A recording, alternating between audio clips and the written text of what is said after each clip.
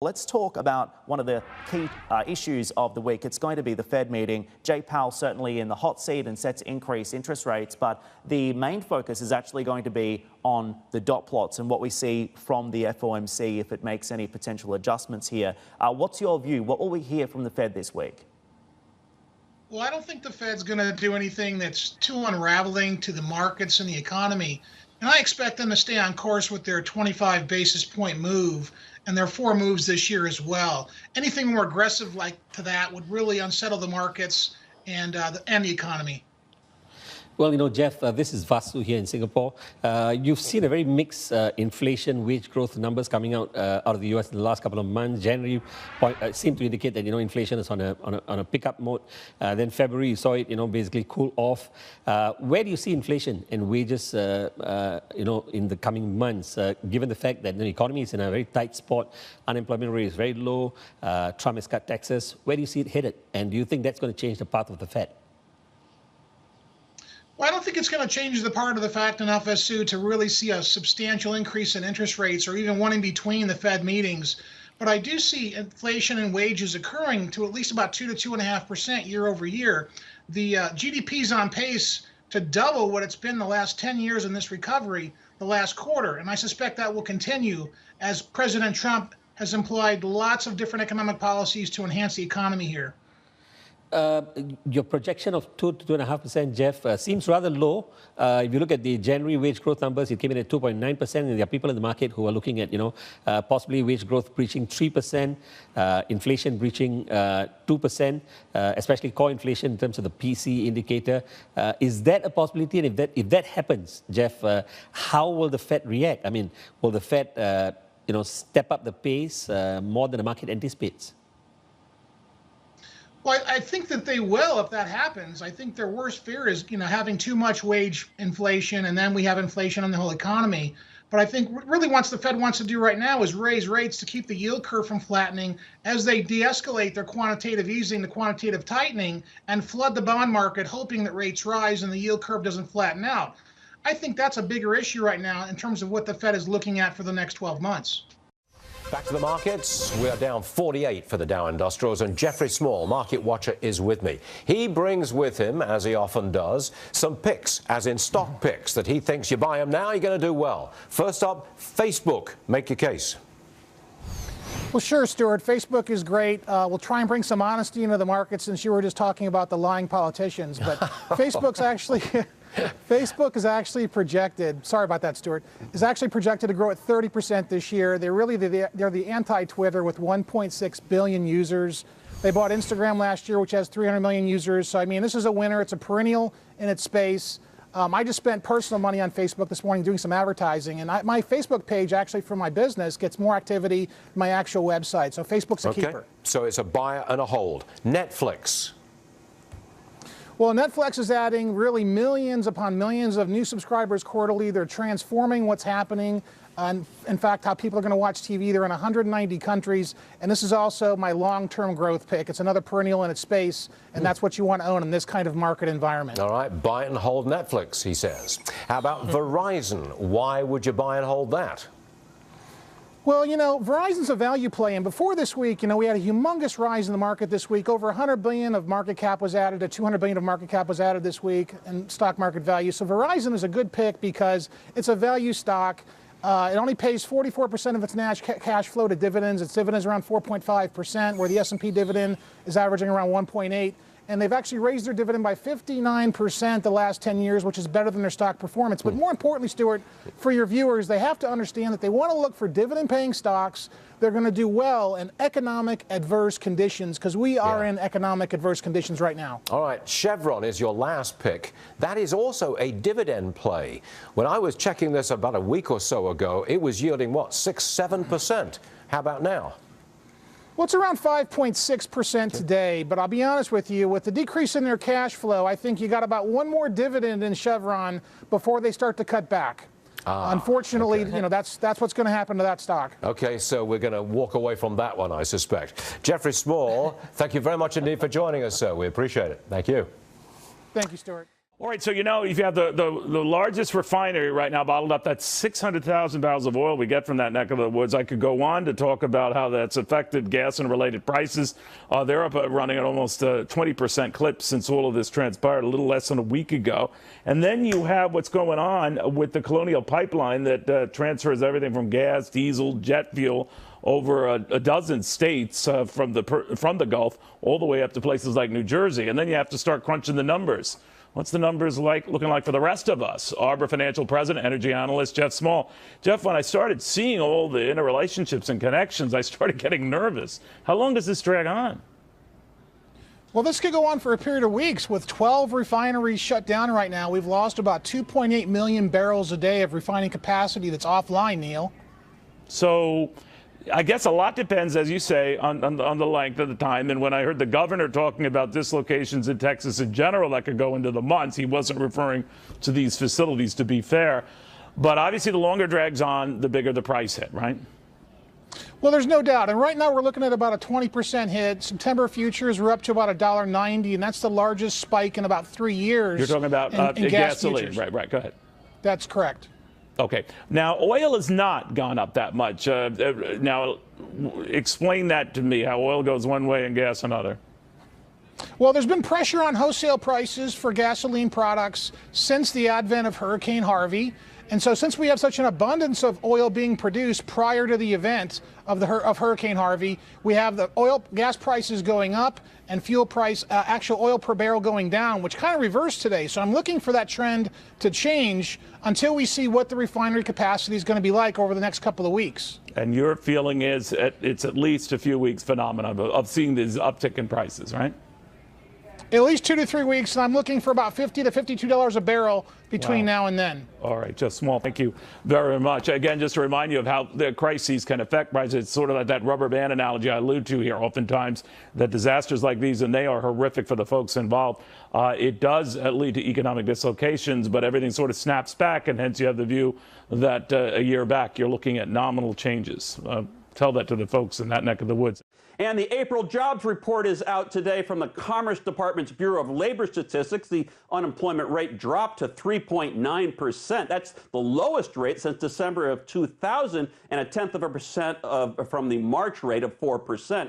There were 164,000 jobs created in April, and there's no question we have a strong labor market. But while the rate is really low, the number of 164,000 isn't all that great, although it certainly is up from 135,000 in March. And here to help us dig deeper into the numbers is Jeffrey Smalls, the president of Arbor Financial, and conservative TV and radio host Steve Malzberg. Thank you both for being here. Jeffrey, what's your top-end opinion on these numbers?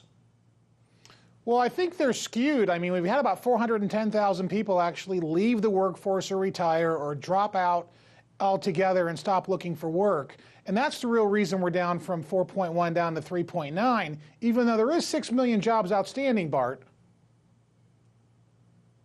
Right. There's still a lot of folks out there. There's the U6 level, the unemployment rate also. Hey, Steve, let's get your top line opinion on what's been going on first.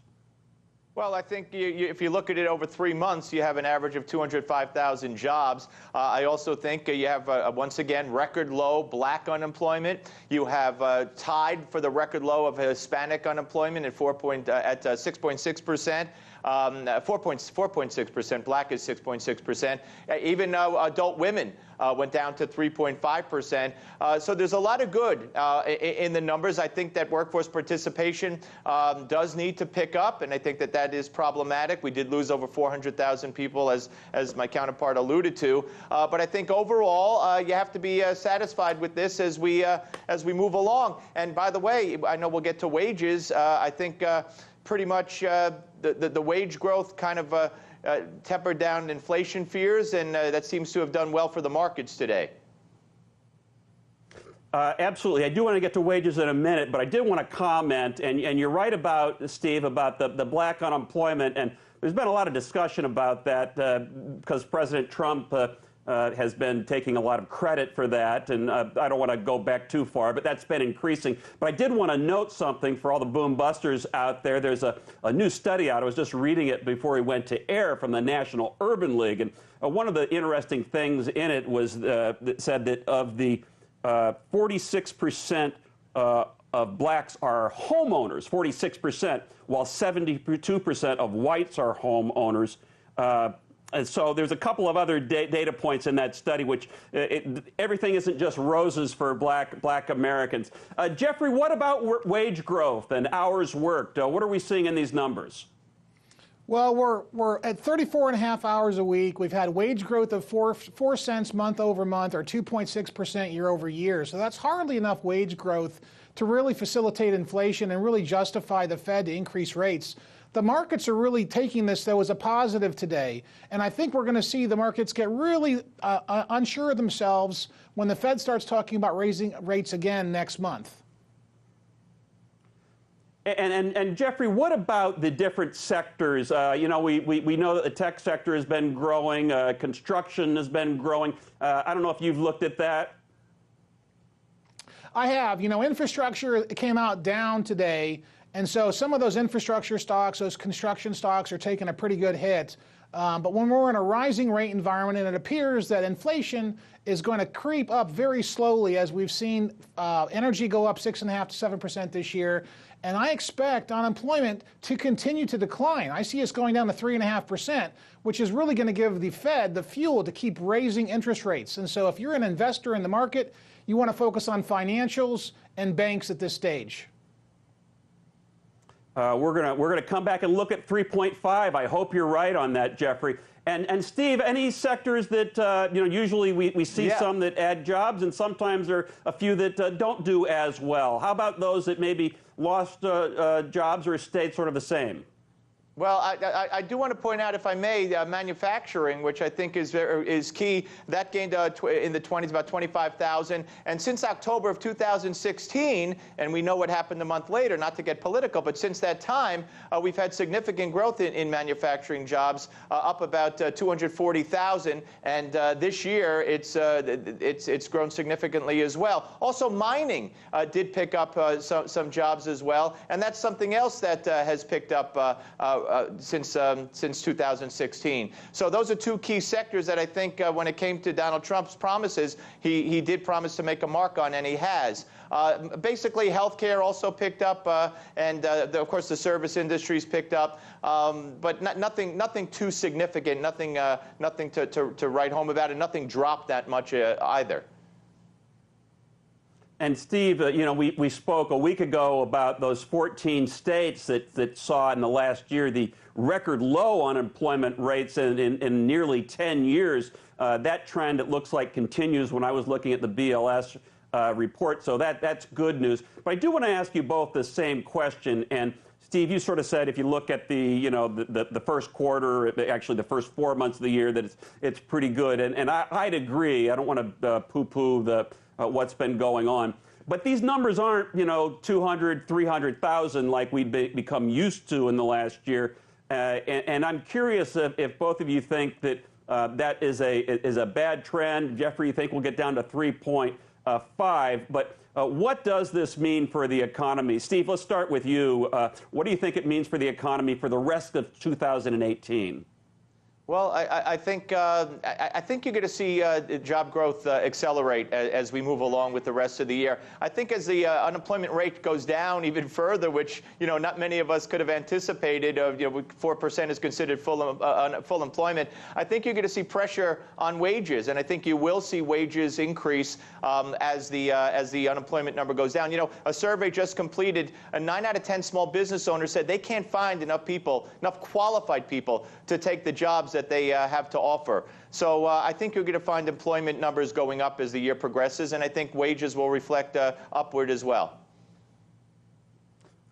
Great point. And Jeffrey, speaking of wages, when we saw those go up, I think it was the February numbers.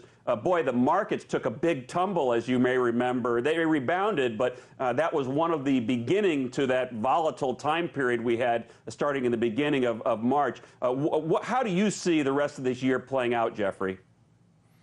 Well, I think the market is really tentative right now in terms of the economy. I mean, we saw mortgage applications decline 2.5%. As they increase rates, it's going to put more pressure on the earnings, profits, and the cost of debt is going to go up. And so that's going to put a squeeze on the economy. As we just saw, annualized GDP right now is around 2.3% as per the last report for this year. That's not a screaming, growing economy. That combined with lots of people, hundreds of thousands of people leaving the workforce, will give us the illusion that the unemployment rate is actually increasing, because all we really did, Bart, is increase 164,000 jobs as per this morning. You know, most economists were expecting 197,000 in the report. So this is the second month in a row that we've underperformed in terms of what they predicted. And so, you know, I hope that that number changes. But right now, as the 3.9% goes, we really are kind of being padded by people leaving the workforce more so than people actually being hired. Even though I believe that those 6 million jobs out there, they'll find workers. There's people that if they want to find work, it's there. Can I give a wild what card? a great one discussion. Word? Thank you. Oh, go right ahead, Steve. I was just going to say China. Let's see what happens with these negotiations with China. That could blow everything up one way or another. Yeah, Steve Mnuchin, the Treasury Secretary, is over there now with the delegation. We'll have to keep an eye on that. Steve Malzberg and Jeffrey Smalls, thank you so much for your time. Appreciate it. Have a great weekend.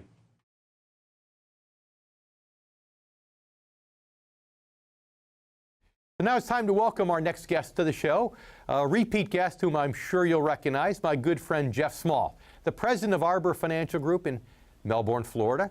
And he's also the author of the book entitled Turning Financial Planning Right Side Up. Thanks for being on the show, Jeff.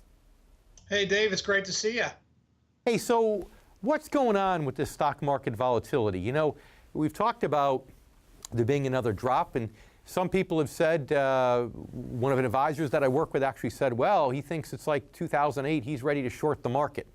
I personally think it's a little bit like we saw maybe in 1998, where it was a short pullback, but we might have another year of positive growth in the market before we get the big drop. What are your thoughts? Well, who says we can't have rising interest rates and rising equities as long as fundamentals are sound? What happened the other day, Dave, with the 10% correction in the Dow and the 5% drop in the S&P really shaked the euphoria out of the market, and we were really due for a pullback after climbing 40% since President Trump was elected. So you think that the market got ahead of itself, it got up over its skis? You know, instead of building another 10% anticipation of the tax cuts going through, it built on another 20, 30%. So now it's just kind of getting back to normal. It's digesting that market growth. It really is. And don't forget that in January, we were up 7.5%. So the short-term market looks really strong. Bullishness is returning. As we can see, the market's climbing back from the bottom from last week. You agree with me then? You think that this isn't the big one? Yeah, I know we've talked enough to say that I know you believe that down the road we need to have a pretty significant pullback, but you think this market's got more legs? I think the market has more legs, but I think as we gap up between 3.25 and 3.5, we run the risk of more volatility. And there will be more volatility, even though today rates were spiking on the 10-year and the market really just kind of smiling at it and didn't really care. At some point, that'll become a factor again. So you think that eventually interest rates will affect the market. How high do you see interest rates going on the 10-year before the end of this year? What's your best guess as a number? Well, I think we're looking at 3 to 4 rate increases in the next 12 months. They're going to add 0.25% per rate increase. So we'll see rates 12 months out at least 1% higher from here. And the Fed's goal, of course, is to raise rates another 1% from there, which I think ultimately would be devastating to the economy and the markets. So now when we get back to the commercial break, I'm going to ask you what you think that's going to do, how that's going to translate to long-term interest rates. So Jeff, stay with us. And you too, stay with us. We have a lot more from Jeff Small here on the Income Generation. We'll be right back.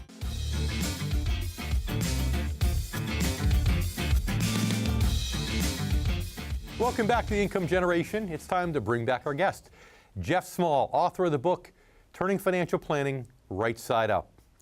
So Jeff, I know you answered the question before the break on short-term rates, but let's face it, over the last couple of years, short-term rates have gone up 1.25%.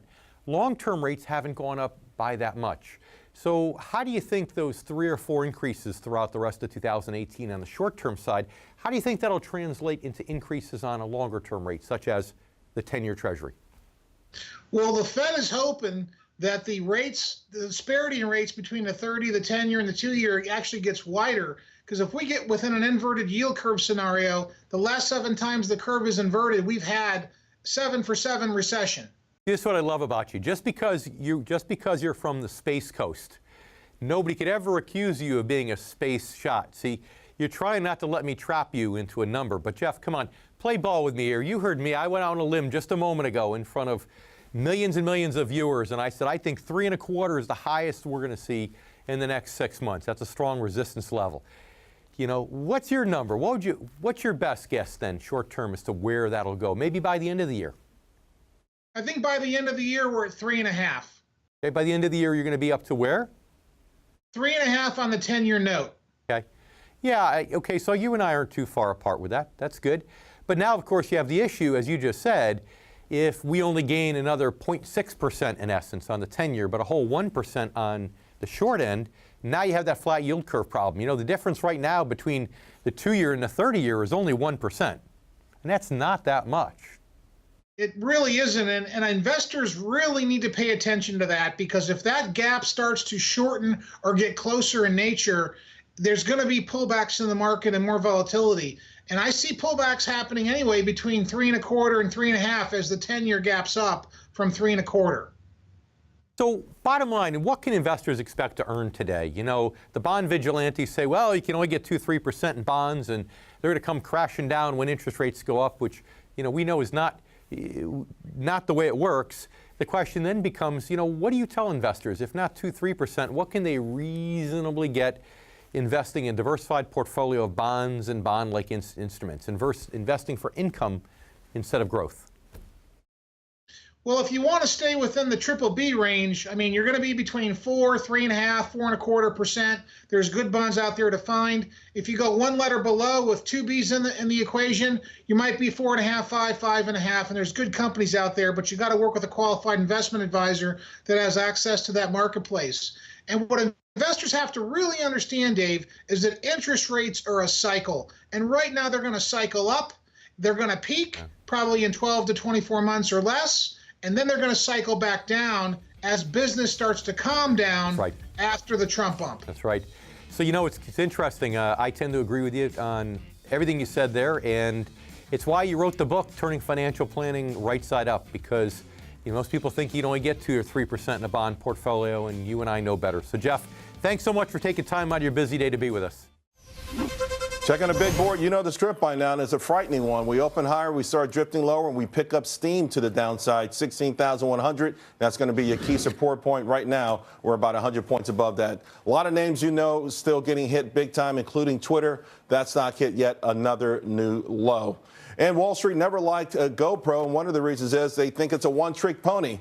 Well, that trick didn't work too well in December. Sales were weak, and now they're cutting jobs as well, and that stock down lower to a new all-time low. Let's bring in Jeffrey Small with Arbor Financial. I want to talk about oil and the relationship with oil and the overall market. What's going on here? Well, you know, a lot's going on with the energy market, and I think what they're anticipating, actually, Charles, is the fact that Iran's getting ready to enter the market, and that could cause another 500,000 barrels a day that we don't really need, up to that amount. You know, but the EIA says that there's actually going to be more supply this year than last year. Why is the market reacting to this degree when we know that supply is coming off in America, and whatever Iran puts into the global mix probably comes off somewhere else because it's becoming too expensive to try to drill anymore? Well, that's true. There are projects being cut back, but production's not slowing. Our production's not slowing, and neither is the Middle Eastern production. That's not slowing either, and it's going to add to the glut, unfortunately. All right, Jeffrey, I want you to stay there. All right, I want to get back to Jeffrey Small. Jeffrey, despite the fact this market is in turmoil, you've got some stocks you like, beginning with Time Warner. Yeah, I like Time Warner, you know, and honestly, Charles, we're all looking for diamonds in the rough right now in the market, even though we're off to our worst start ever in the history of this year. I think the market's already down about 7.8%, and that's really the worst start. Probably more volatility coming forward, but I like Time Warner because they really consider them a sitting duck. They have a dual-class shareholder structure, which essentially gives all the control to upper management. And about a year and a half ago, they turned on a buyout for $85 a share when their share price is around $70 today. So I see them as a target, especially for Apple with so much cash. Although, I don't know. I think if I'm in that space, I go with Disney before Time Warner. But I hear what you're saying. There's someone saw value, then it's still there. A stock I like a lot, you like Chevron. Is it just for the dividend, or do you see something else? Well, I think Chevron is really competitive. They have a very high-quality balance sheet, barely any debt, huge upside when oil prices recover, and of course, like you said, their dividend is doing well. General Motors been taking market share for over a year, confidently buying back 9 billion instead of 4 billion shares. Forward guidance looks phenomenal, but the stock doesn't seem to break out. You think it will? Well, General Motors is leaner and meaner, and they are ready for the prize fight in auto sales. Out of all the automakers, they are the leanest and the most efficient at this point. So if you're going to bet on automakers, that's the one. All right. Thanks a lot. We love when people come in here and give us those nuggets just like that. We'll see you again real soon. Thank you, Charles. I have someone with us, you can't see him, is on the other side of that camera. His name is Jeffrey Small, and he does not like these big name, the FANG stocks, as they call it. Yes. Facebook, Apple, Netflix, Google, what's the other one? I can't remember. Google/Alphabet. Yeah. Thank you. There you Right. go. Now, Jeffrey Small, come in, please, because you don't want to buy these FANG stocks, the big name technology stocks that have been beaten down in the last couple of days. You don't want to touch them, right? Well, it's interesting you bring that up, Stuart. The FANG stocks were up 83% last year, and it's going to be really hard to see them repeat that this year. However, with Amazon and Google, I think they're pretty much overpriced right now. I do like, for the long term, though, I do like Facebook and Netflix. I think those are true growth stories where fundamentals will continue to be ignored. Yeah, well, would you buy them now at these prices? They are down, after all. Buy now? Well, I think you got to be really careful because you could be risking dollars to make pennies. Well, and I think you got to look for your everybody's going to be careful. That's a platitude, Jeffrey Small, and you know it. Everybody's going to be careful. You're not going to plunk down $1,000 without thinking about it. You buy them, yes or no? Well, I think for the long term, I would say yes, Stuart. I would definitely buy them, even for my own portfolio. Just to make it clear, when we say a FANG stock, we're referring to F, Facebook, A, Amazon, N, Netflix. I have to look on the screen here to make sure I got this right. What's the other one? Google. G, Google. Google. Goldman Sachs says that forget the FANG, it's going to be the FAN this year. You're going to drop Google. They can't keep pace with what it did last year. That's according to Goldman Sachs. So it's the FAN stock. The irony, though, with Jeffrey on the other end is that I recommended Netflix yesterday morning, and Monday I think we did Facebook. So we're breaking even right now. Yeah, Facebook. You're so cool. No, but it's so interesting. I think Very good, liked the same Charles. two that I like.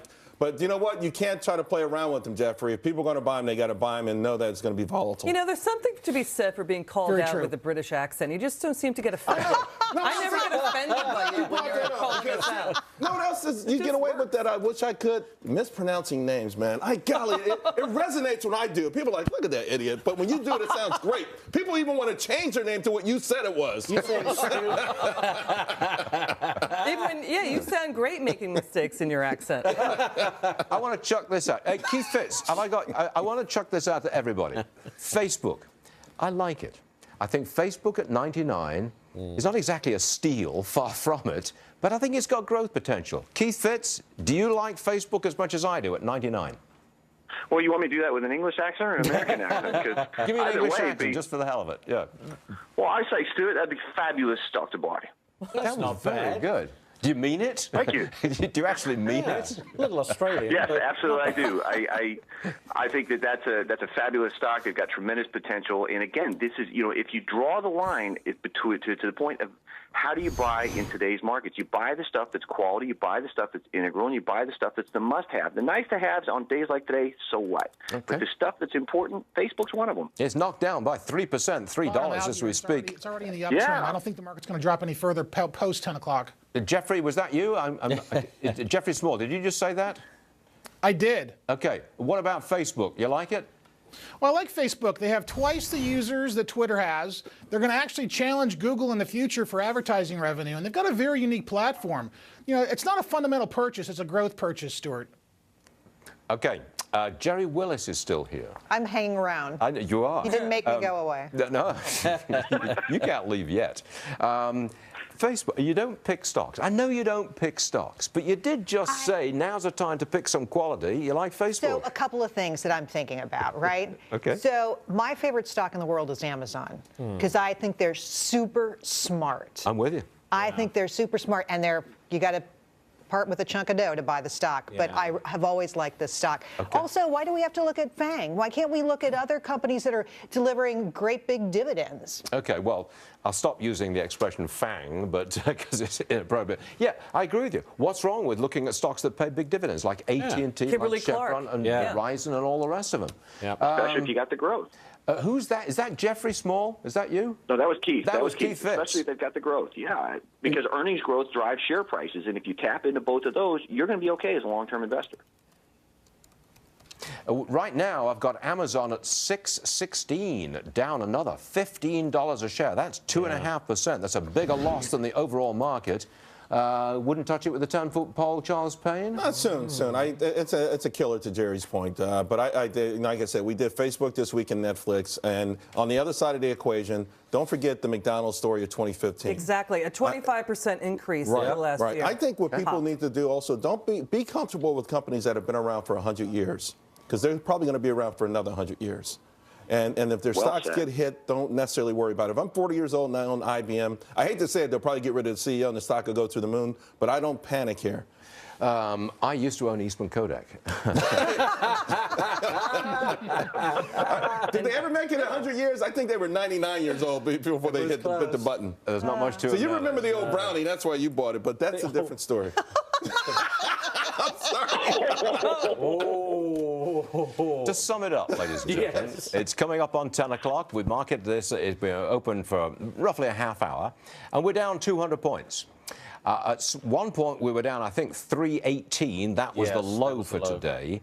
Now we're down 200 points. As Larry Levin famously said a few minutes ago, it is orderly. It is. This is not a panic sell-off by any means. It's not even close. China backing off on its panic move to put in circuit breakers and now removing them is when the market started to turn around. And we've got the price of oil recovering a little bit. Yes. We had $32 a barrel. Now we're $33 a barrel, despite two predictions on this program from experts who say you're heading to the $20 level. By next week. That's what you know what? I think we'll be sideways for most of the rest of the day, and the last hour trading. Buckle up, boys and girls. Yeah. I hate those cliches, though. Buckle up, it's going to be a bumpy ride. Yeah, I know. John Hofmeister, I believe, is with us. Is that correct? John, are you there? Yes, I'm here. Yeah, you're the former president of Shell Oil. You have clout. We've had two people on this program earlier today say oil breaks below $30 a barrel. Will you be the third person to say oil breaks below $30 a barrel? It could, but I doubt if it will. The reason is, and I was reminded this morning, Stuart, by Tudor Pickering's daily report, that we're reaching a point now where U.S. stripper wells are going to go cash negative if the price drops any further below, say, 32. When stripper wells, and these are the old wells, hundreds of thousands of them across the country, that produce 1, 2, maybe 3 barrels a day, when they go cash negative, the owners of those stripper wells just shut them down. And if you shut down 300,000 or 400,000 stripper wells, you've got a circuit breaker built into the system, because they're not going to send off that oil, even as small a quantity as it is, if they're losing money. So that's about 1 million barrels a day could get shut in very, very quickly by independent operators who run these wells on their farms, their ranches, or wherever.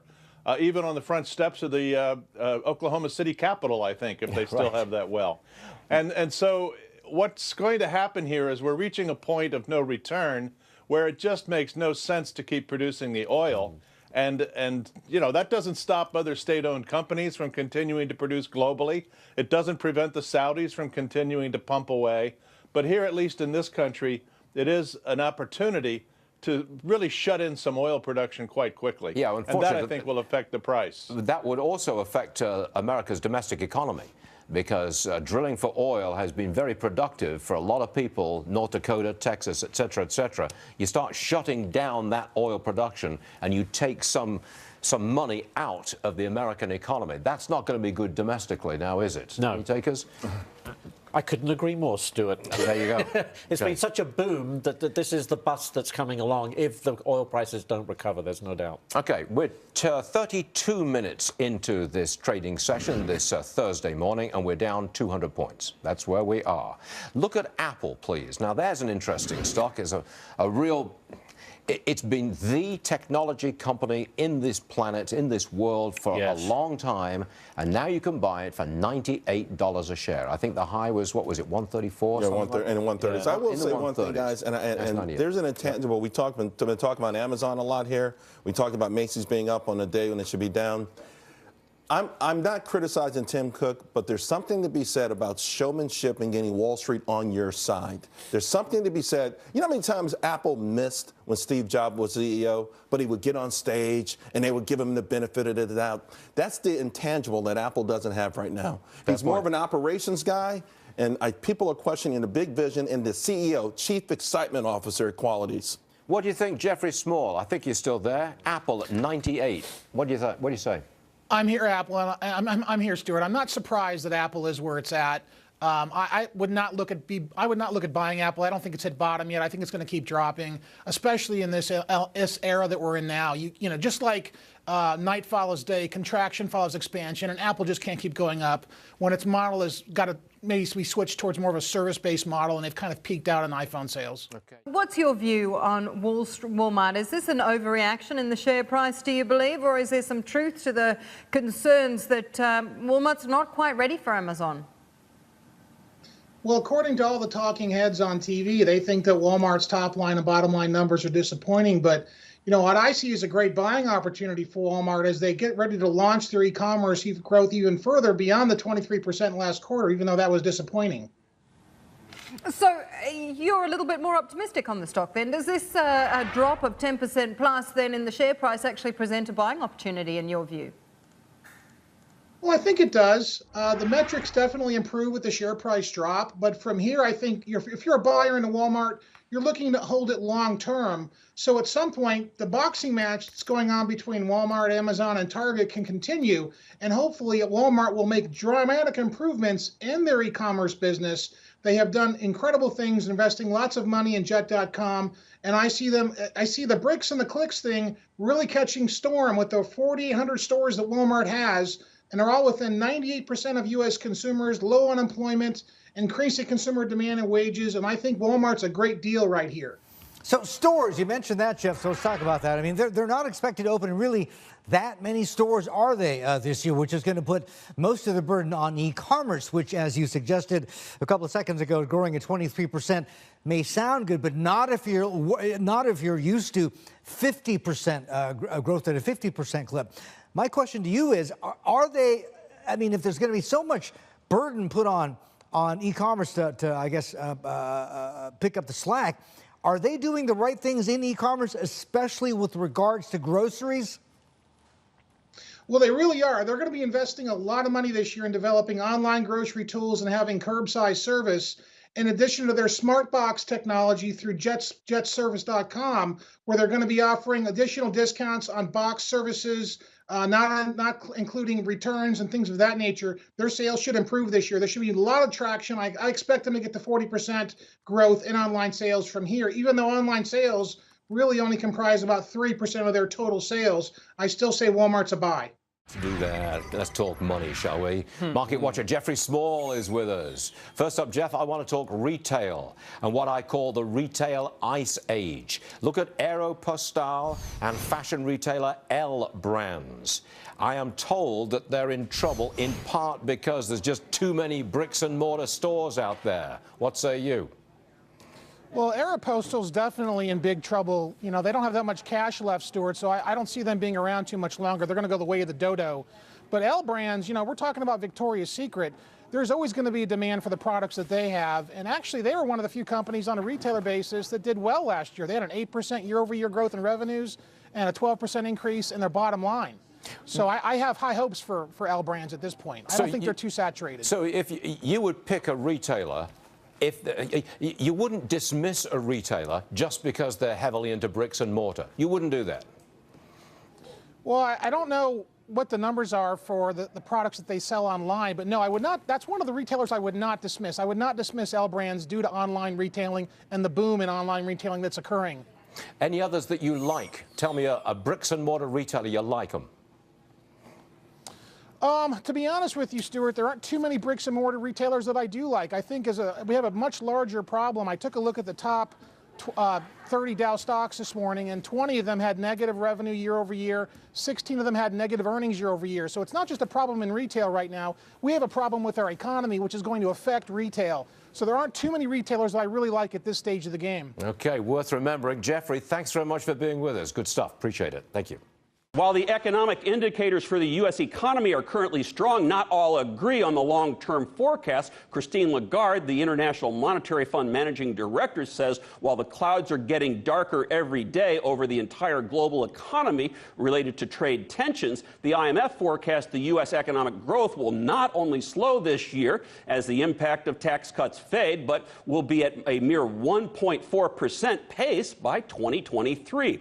That level is, of course, much lower than the Trump administration has forecasted, with sustained economic growth of 3% within 5 years. Here to help us assess the economy in light of the U.S. Federal Reserve's raising interest rate decision this week is Jeffrey Small, the president and founder of Arbor Financial. Jeffrey, thank you for being with us at the end of the week. We sure appreciate it. A lot of folks expected the interest rate increase, but there was more news from the Fed that they forecasted they're going to do several more interest rate hikes during the rest of the year. What's your take? Well, they've increased the Fed funds rate 7 times since 2015, and the economy's on fire right now. I mean, the government's spending $100 billion a month more than it collects, and there's hundreds of billions of dollars pouring back into the United States because of the Trumpian economy, Bert.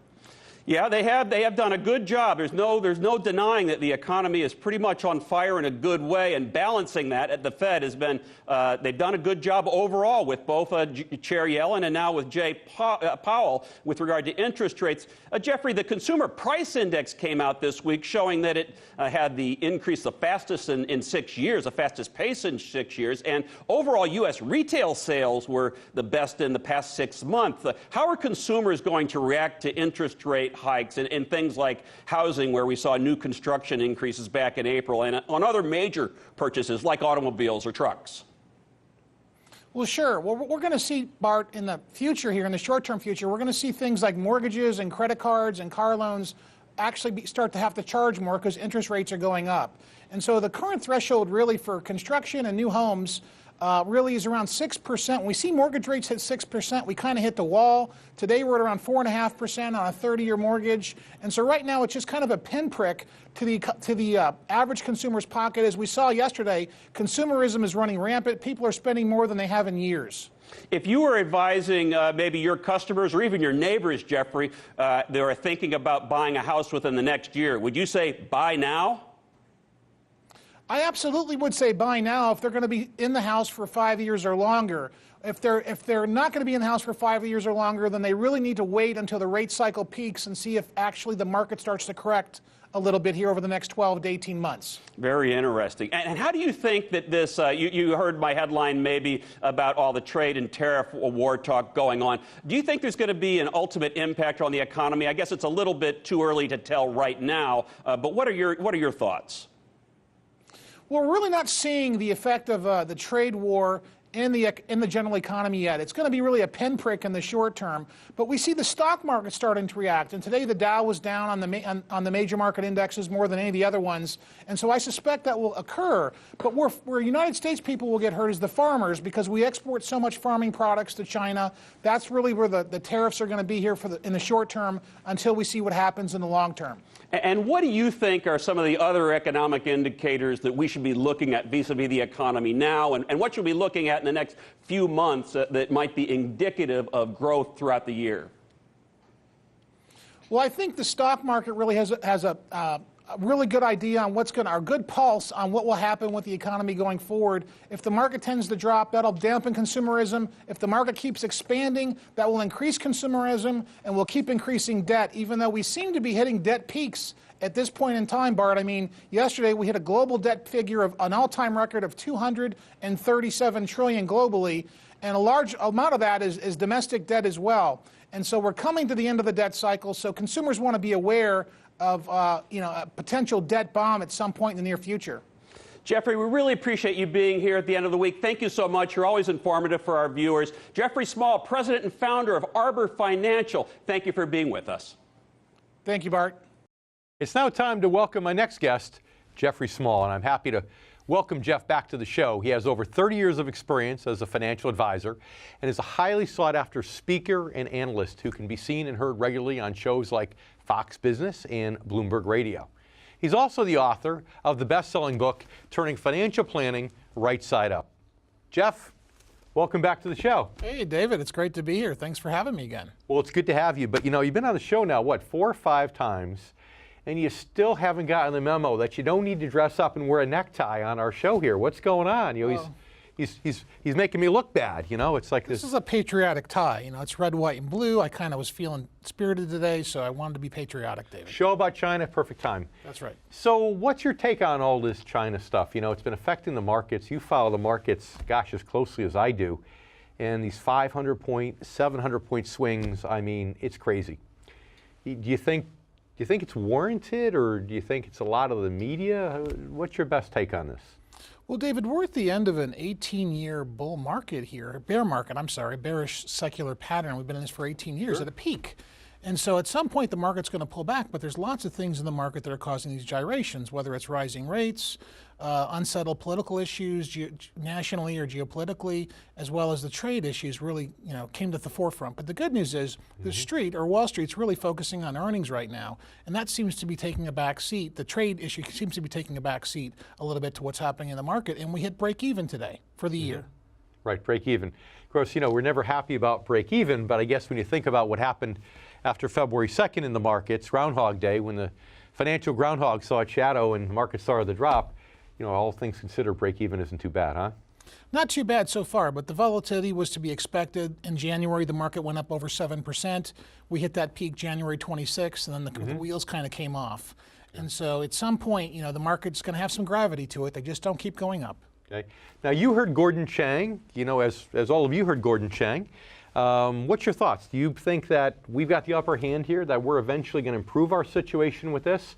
Or do you think this tit for tat is just going to end up being a break even? Every time we raise ours, they raise theirs, and nobody wins. Well, the trade balances are so imbalanced right now with what's going on. We've been the doormat of trade for the last 50 years in this country, and finally somebody's rising to the top to come out and say, look, we've got to fix this. And it takes a deal maker, somebody that's business-minded, like a President Trump, to turn around and fix this. So yeah, I agree with Mr. Chang. I think we've got complete leverage to be able to turn this around. And he could be the first president in 50 years that's done a trade deal that benefits America and denuclearizes the North Korean and South Korean peninsulas. So you think it's the art of the deal? Basically, the principles and the art of the deal are going to get him to make this negotiation successful for our country. If that happens, then, you know, we've talked before about the secular cycles in the market, and that probably means that the market's going to go up. And this could very well be the first time we recovered from a secular bear market in 2013. Because, I mean, do you feel that way? Because the reality is, if we can get this trade deficit, you know, squared away and balanced again, then the reality is that it's good for the stock market. Well, there's no doubt it'll be good domestically. So, you know, that there's a good chance that could happen if we can fix the trade issues, but it'll take time for that to ripple through the economy to see the benefits to the bottom line of course, our multinational corporations that are like the S&P 500 or the Dow Jones. And quickly, in, you know, the 20 seconds or so we have left, what do you think about this risk of they're stopping to buy our bonds and what that does to interest rates? Is that a concern of yours, bottom line, or do you think that that's all rhetoric? It's really all rhetoric. China really is forced to buy our bonds if they want us to buy their goods and services. It's a symbiotic relationship. So that will stay in play. That won't change at all. That'll stay in play for a long time. Well, I know you drove down here. I know you plan to spend some more time with us, so stay with us. And you stay with us also. We have a lot more from my good friend, Jeffrey Small. We come back after the commercial break. Stay with us. We'll be right back with the Income Generation.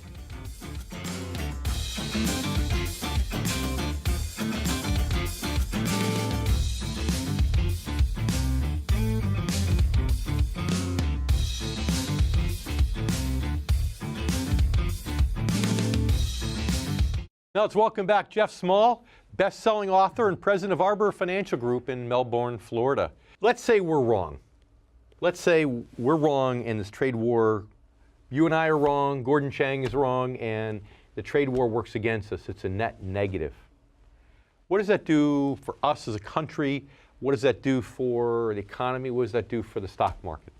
Well, definitely will undermine the market. It's part of the reasons why we pull back 9–10% here from the January 26th motion forward in the markets. And so it'll rattle investor confidence, it'll rattle investor sentiment, and it'll change the stock market dynamic.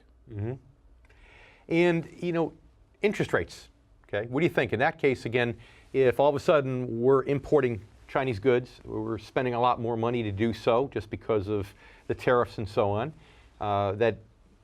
that causes inflation, right? So what do you think that'll do to interest rates? You think that can cause interest rates to start to accelerate upward? Well, if there's no demand for our bonds, absolutely. We could be stuck. I mean, if the United States falls out of favor and they stop buying our bonds internationally, what happens? Rates have to go up.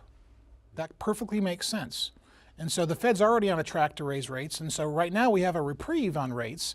And so rates have actually fallen about as much as they raised them a couple weeks ago. And so the reality is when rates start to move back up, regardless of what happens with our international favoritism on bonds or not, China buying them or not, we will see the market start to take heed as corporate profits start to get squeezed as debt goes up. And we have to come up with $1.1 trillion just to finance this year's deficit.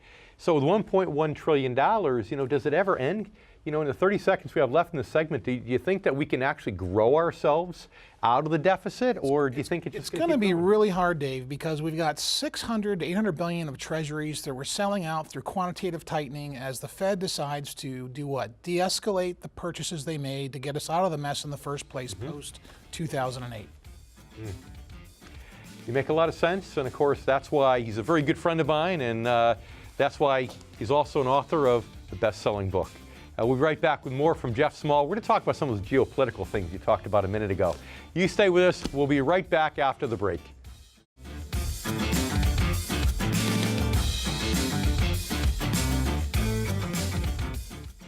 Welcome back. We're talking again with Jeff Small, best-selling author of Turning Financial Planning Right Side Up, president of Arbor Financial Group in Melbourne, Florida. Now, I know you have this patriotic tie on and all that, but you see, I'm so patriotic that really I worry about our financial markets here in the U.S. I don't think too much about China's because we don't really invest in China. But were you surprised when you heard Gordon Chang talk about a debt-to-GDP ratio in China of 400% or a GDP growth rate of less than 2%? I really wasn't shocked by that at all, and that's not the first time I've heard it. I mean, China's books are really cooked. They've over-engineered their economy, they've leveraged out, they're maxed out. They really need to go through a severe financial restructuring if they want to be considered to really grow their economy going forward. At some point, they're going to have a bigger financial crisis than we will in the near future. You know, all these people sitting here, a lot of the liberals, you know, those that aren't watching the show, would say, well, communism works. Look, they're getting steady growth of 7 or 8% over there in China. Communism is great. So I guess when it comes right down to it, communism isn't really that great, is it, Jeff? No, not even when you combine it with free market economics. Yeah, that's right. That's right. Hey, speaking of that, you know, you heard me allude with Mr. Chang to our good friend, the Rocket Man over there in North Korea. And he was not quite as optimistic about a positive outcome there in terms of disarmament. You know, what if that escalates? You know, that's one of those geopolitical concerns you talked about a couple segments ago. If that escalates, you know, do you think that could be a tipping point to cause that third major stock market drop that, you know, we've been talking about now for a long time on the show, and then, of course, you and I have been talking about? I don't know if it would cause a stock market correction, Dave, but it certainly will cause the market to get jittery the same way it did with Trump's tweet about launching missiles, and they're coming right away. And so I think what you've got to look at, there's lots of posturing going on from our country's perspective and leveraging out Russia and leveraging out China to get what you want from North Korea to denuclearize that entire peninsula, because we really can't allow him to have nukes. That, right, you know, of course not. He's a wild card. Right, that's right. Okay, so 30 seconds or so we have left. Go into your area of expertise, right? All of our income generation members, age 50 and over, they hear all this rhetoric on TV, markets bounce around 700 points. 50 and over, what do you tell them? What's the best advice to them in terms of how they react to all this news? Well, the best advice for them really is to make sure that they're going to avoid the next downturn, because zero becomes your hero. Make sure you find a way or find an advisor that you can work with that's going to show you how to be market bulletproof at this point in time. The next 20%, 25% upside is not going to help you if you go through the downturn when it happens. And it will happen at some point. Nobody knows when, not even the brightest minds on Wall Street. So it sounds like you're saying cash is king, which I like. And with that in mind, I'm going to stop and have dinner on the way home. I forgot my wallet. Can you lend me a couple bucks since cash is king? I'll take you out and buy you dinner. Come on. There we go. That's even better. I love it. Dinner with my good friend Jeff Small, and best-selling author. All right, stay with us. We'll be right back. Thank you, Jeff. And thank you also. We'll be right back for a final segment here on the income generation. I think we're at the high today, near the high today. Dow up 209. Maybe we were at 214, 215. I want to bring in market watcher Jeffrey Small. And Jeffrey, you say there's a little to no growth in this market. Now you're looking long term, so you're not really impressed with where this market's going to go over the next 5 to 10 years? Well, I'm really not, Charles. The market looks pretty bleak here, and I think 2015 was really a big warning sign. You know, we had that 200% rise in the market from 2009 to 2014, and markets just don't keep going up. But there's lots of other warning signals that should concern the average investor, and that's what we really do. We advocate for the average investor to avoid volatility at this point. But I get your point when you go up 200% in a short period of time. But we've also got to contrast that to the fact that we collapsed. I mean, that was one of the biggest market collapses, and certainly we were oversold. So you're saying this is just sort of equilibrium? Where we are now, do people invest in anything here? Well, look what's happened long term, Charles. I mean, instead of focusing on the one or two real hot stocks in somebody's portfolio, what folks really need to be concerned about, especially your viewers, is how to get a yield of 5 to 6% regardless of volatility on a net basis. If they can average that, they're going to beat the markets the next 5 or 10 years because the markets aren't going to grow. You can't have this much fiscal stimulus, this much central banking intervention, and expect the markets to grow. Now, there's a compounding issue there, too, as well. But if you look at what's happening to the S&P and the earnings of the S&P, more companies are using more of their net earnings to supply their dividends, not invest in their model, and leverage out and do stock buybacks. And at some point, we're going to pay the price for that. Yeah. Well, we've seen over and over again historically where that's happened. Jeffrey, thanks a lot. We appreciate it. Yes, sir.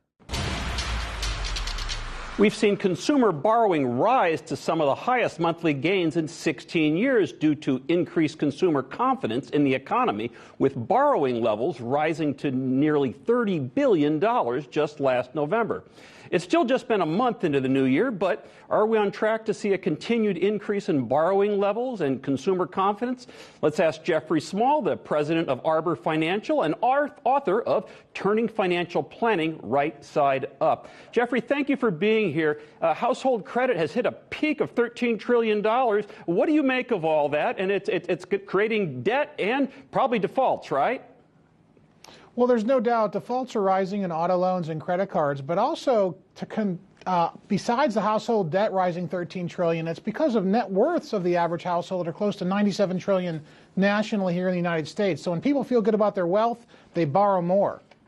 And do they borrow more when they see the stock market going up, thinking that if those guys on Wall Street are so smart, maybe it's okay if I spend money? Well, there's no doubt. Consumer confidence is an all-time high. Small business confidence is an all-time high. Investor optimism is an all-time high. And when things are peaking, people feel good from Wall Street to Main Street. And we reported on this program, Jeffrey, yesterday about the savings rate being the lowest point since December of 2007. Does that worry you? You know, it really does. I'd love to see an incentive legislatively where we start to give an incentive to folks to start saving more, because we have a major retirement gap from the folks that are in Generation X and in the millennial space. So which areas, do you have specific stocks that you think we should be looking at? What areas for the millennials and others do you think they should be looking at for investment opportunities? Well, other than the obvious, like the FANG stocks, Facebook, Amazon, Netflix, and Google, we're now in an expanding economy and a rising interest rate environment. So the stock market dynamic is getting ready to significantly change, even with the tax cuts. So I'd be leaning more towards financials, banks, and insurance companies that apparently do much better in a rising rate environment. And where are you on digital currencies, Jeffrey? On digital currencies, you know, I like the blockchain technology. I'm not a fan of Bitcoin until we see the SEC actually decide to start regulating the cryptocurrency side of the equation. I'm not a big fan. I see it as a bubble, just like everybody else does. Yeah, you know, there's news, and we're going to talk about it a little bit more on this program tomorrow. There was another big loss at a cryptocurrency exchange in Japan last Friday, and they don't know if the money's going to be there to cover it. So I also share your pessimisms at some points on what's going on here. It needs to be regulated, I think, although there's a future. Let me ask you about President Trump. He's obviously going to talk about all the economic records and the stock market highs, and talk about we've got this great economy right now. But just today we saw the Dow drop when we went to air, Jeffrey, 323 points. It dropped 177 yesterday.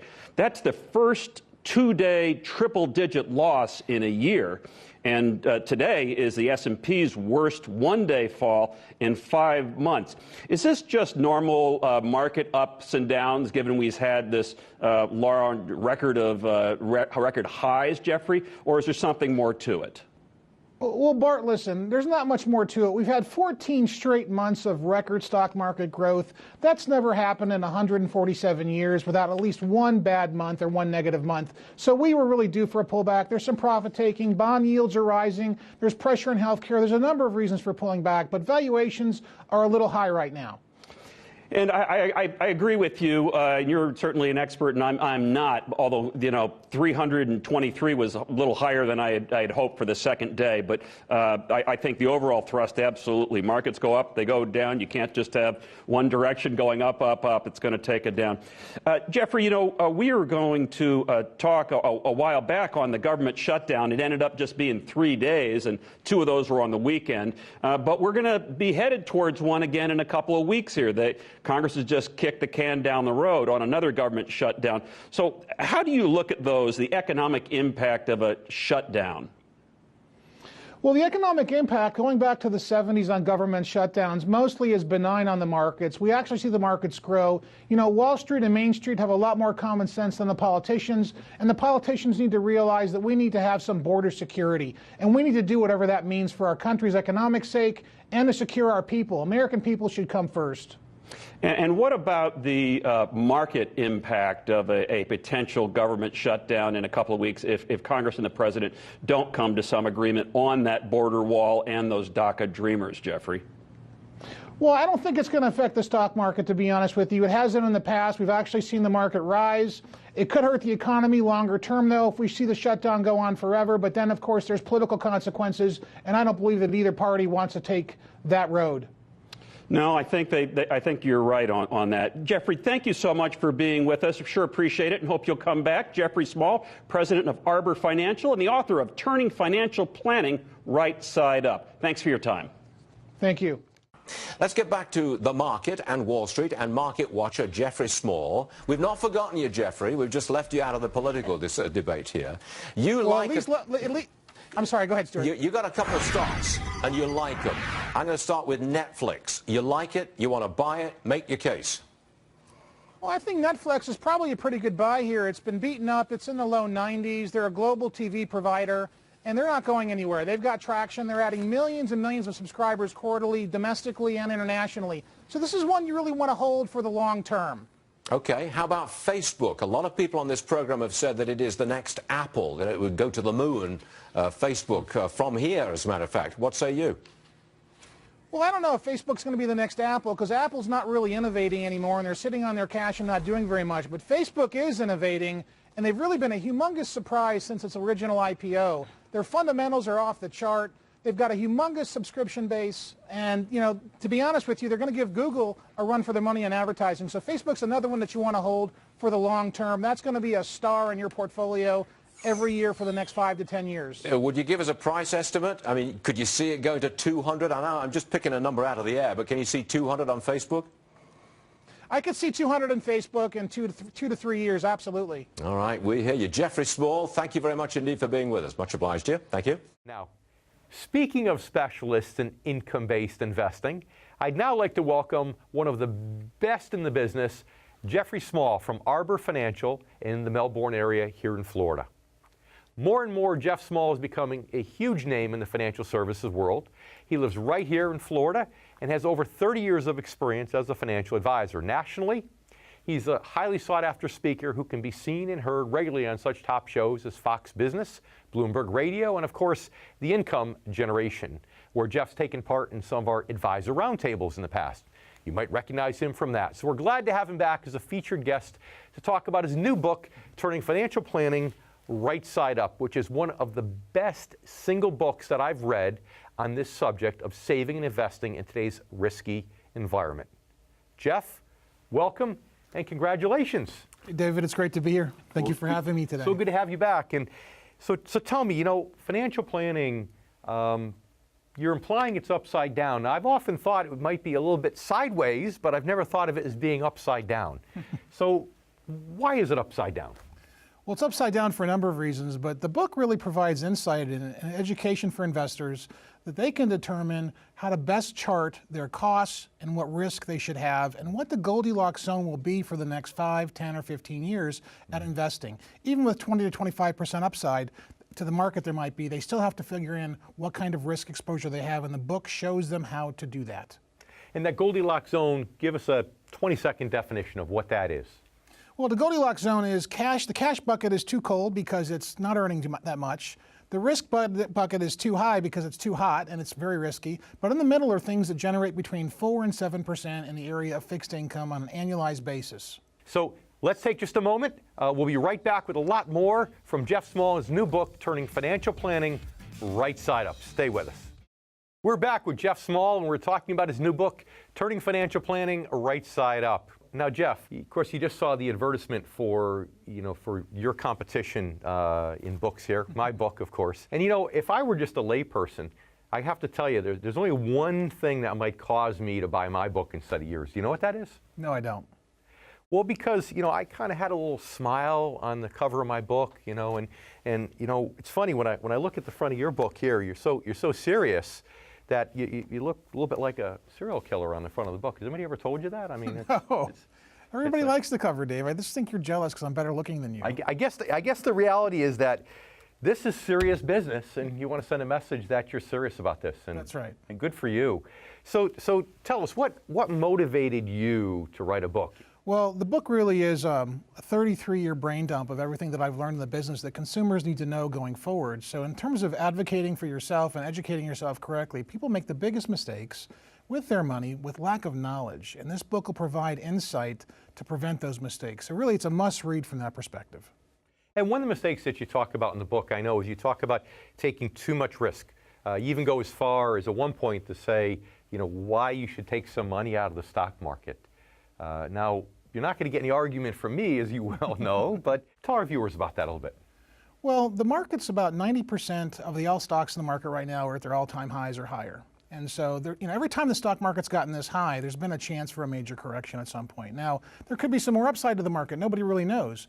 But the book will give you the insight and teach you how to calculate the effect of risk and how to maintain a net rate of return of greater than 5% going forward. Now, David, we look at the market the last 17 years. The market earned before the Trump bump 3.9% in the first 16 years, but the last 17, it's barely earned 5%. So is the risk really worth the reward? Right. That's 5%, including dividends, what the market's earned really over the last 18 years, which isn't very good. And you're talking about earning 4 to 7% in interest and dividends. You're not talking about crossing your fingers and toes and hoping that something goes up in value. You're talking about getting the bird in the hand, correct? That's correct. We're going into fixed income assets. And that's that Goldilocks zone. Not too hot. I love that. It's so great, so perfect. Not too hot, not too cold, just right. Just right. So, okay, so I get that part of it. But if I'm 30 years old and I'm watching the show, then the question becomes, okay, I can afford to take risk. I'm 30 years old. This is my retirement money. I'm not going to retire for 30, 40 years. Does this apply to me? Well, it really does, because the market has put investors in a state of hypnosis with bullishness. And so now we're entering a degree of complacency, and that's where investors, no matter what their age, have the greatest risk and make the biggest mistakes. In other words, they get sloppy. Yeah. And the returns early on oftentimes have the biggest effect at how much money people can accumulate. In fact, as you well know, the most important years when it comes to investment returns are the earliest years to get a lot of momentum built with your investments, and then the latest years right before you're ready to retire. So with that in mind, at what age would you say that virtually everyone watching the show, starting at what age, should go out right now and buy a copy of this book? Well, the book is really designed for anybody, but specifically it should be for people 50 and over. 50 and over. And how to measure the efficiency of their money so they can understand the impact of risk. Because the deficit, or where financial planning is backwards and not right side up, is the industry in financial services doesn't teach investors how to calculate their net rate of return going backwards historically or forwards, and how to maintain that. And the wealthiest people in the world, from insurance companies to Warren Buffett, utilize the strategies that we adopt in the book. Yeah, it's interesting because you're right. There's the few that really understand it, and then there's the many who don't understand it. And so your mission is to get people to understand the reality and how this is calculated and what they could do about it. Well, there's a void in financial planning, and what we're trying to do is fill that void and show investors that there's another way to accomplish their goals. You know, it's funny because you and I have both written books, and you know, sometimes people see the end result and you think, well, okay, well, he wrote a book, he must like to write, he's a good writer, it's easy. But you know, there are times when you're writing a book where the publisher is pushing on a deadline. And then in our industry, we have compliance departments too that put pressure on us. And the publisher wants a deadline, the compliance department's wanting something rewritten. And there's some of those points, just like when you run a marathon, they say, you know, you get to the 20-mile mark and there's a point between mile 20 and mile 26 where you're asking, why did I run this marathon in the first place? And I know there's always points at the end of writing a book when you start to feel that way. And I know you had one because you and I were on the phone one day and had that conversation. And I could sentiment, I understand the sentiment because I went through the same thing. So what kind of emotions did you go through? What made you stick with it when you were in the last 6 miles of the marathon and you wanted to just give up and say, forget about it? The message, the core message to help people, to show them a different way of investing, to help them protect their money, to provide them insight that they don't get from the media or from Wall Street. Yeah. Was the message. And how else do you get the message out to people? What else do you do to try to get people to understand? I know you're always on Fox Business News, sometimes on regular Fox News. The other night I'm sitting back watching TV, and next thing you know, I see expert Jeffrey Small getting introduced, and I think I spilled my soda right on the sofa. I was like, wait a minute, I know that guy. Well, I have gone global. I was on CNBC World Tuesday night. Nice. So I'm now global. That's great. Not just domestic, but global. So I have to admit, my first thought was I was kind of sad. I said, you know, here's a guy who's on my show all the time, and he's cheating on me. He's cheating on me. How could he possibly do that? But I can see why you're in such high demand. So, again, let's talk about the book. What are you hoping people get out of the book? I mean, chances are they're not going to read the book. They're going to understand some of the gotchas. They're not going to read the book and be able to go home and do everything themselves. But what are you really hoping that the message is that they get, and how they solve issues if they have them? Well, earlier in the show, you mentioned all the various cycles, the down cycles, the last two that we've had, and I, watched my clients and people that I knew after they became clients go through that. I don't want folks to go through that again. I want them to experience the fact that they can have growth without risk, but they don't know how, because when folks come into our office, David, they have two types of money in cash or money in risk and growth, and they don't know about the middle. Because too hot and too cold. Is so underpromoted. Yeah. Nobody talks about it. So as a kind of sort of a final thought, the markets right now, I think have surprised a lot of people. I know I'm one of them, and I know that you're another. So what do you think is going to happen in 2018? If you had to make your best guess, what do you see? What do you see happening? Is this momentum going to carry through the year? Is it not? What's your? I'm going to ask you to go out on a limb here. Since now you've gone worldwide, I'm going to ask you to go out on a limb and tell our Income Generation members what your thoughts are. Well, let me quantify that. There's a couple different answers. If an investor has $1.5 million or less in savings, they should take the risk off the shelf. They shouldn't have any risk because they can't really afford to recover. If you've got $3 million or more in your portfolio, you can afford to take a punch in the nose. But for next year specifically, the risks to the market are not the interest rate movements, but the fact that we could have a Nixonian or constitutional event, which would dampen consumer sentiment, and or earnings would disappoint. Those are the two biggest risks right now. Okay. Now, where'd you get the $1.5 million from? Talk to me about that. Well, when we look at how much we have to save and how much we have to live off of, for folks that have $1.5 million, if they experience a 40 to 45, 50% correction, that cuts their money supply in half. Some folks won't live long enough to recapture that while they're pulling money out. So they really need to put risk on the shelf until their portfolio value gets to a certain level. And it's not me, it's the math that says that. So I guess you're thinking in some ways that, okay, if I've got $1.5 million and I can get 4 to 7%, you know, that's $60,000 to $100,000 a year. I'm not going to run out of money. I'm going to be okay. That's kind of the thought. So that's correct. All right. So finally, buying the book, Turning Financial Planning Right Side Up. I think everybody, it's part of the income generation, age 50 and over, should go out and buy it as soon as they can. Jeff, tell us, how do they get it? Well, the best place to go is to go to Amazon, David, but we do have a website for the book called financialplanningrightsideup.com, and it is available at Target, Walmart, Barnes & Noble, Google Books. You can pretty much buy it anywhere. Financialplanningrightsideup.com. Jeff, thank you. Check that big board again, please. We're up 22 points. A federal rate hike could be coming soon. There's general agreement that it probably will be coming in December. Question, would that be good or bad for stocks? Market watcher Jeffrey Small is with us. Jeffrey, tell us. I mean, everybody is telling me that we got a pretty good shot that the Fed is going to raise rates in December. Is that good or bad for the Dow Industrials? Well, I don't think it is, Stuart. I think they've already priced in that fact into the market. The rate market's already jumped 25 basis points, but they probably will raise rates 25 bips. It might even give us a little bit of a rally. So, okay, so it could produce a stock market rally. The Dow could go up some more if they raise rates.